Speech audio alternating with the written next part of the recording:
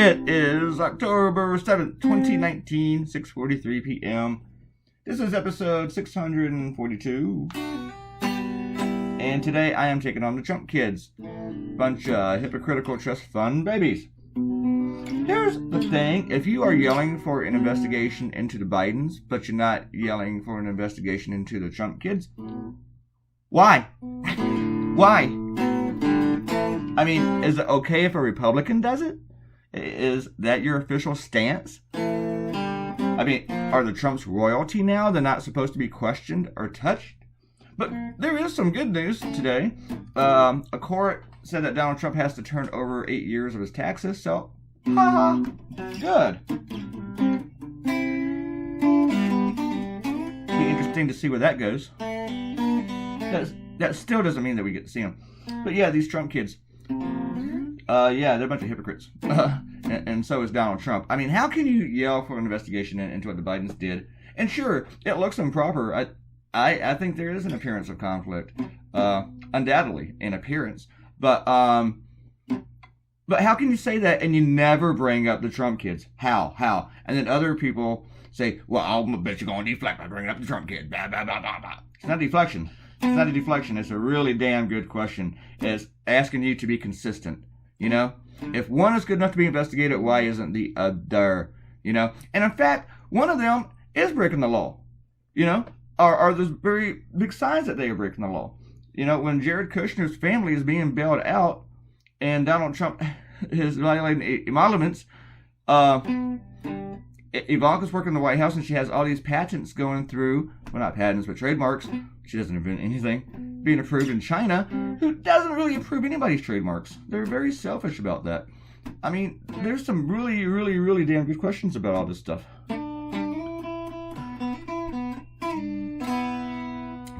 I hate when I'm doing the videos and I keep getting all these emails and questions that look kind of important.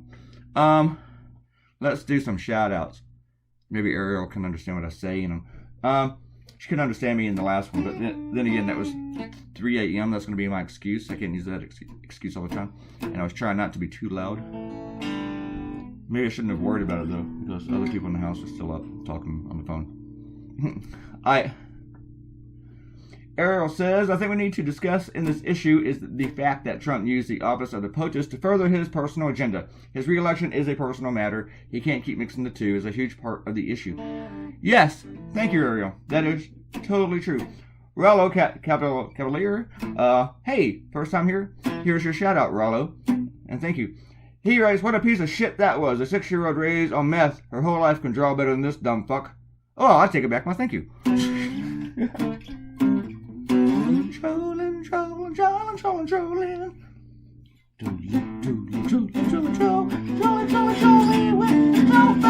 Alright.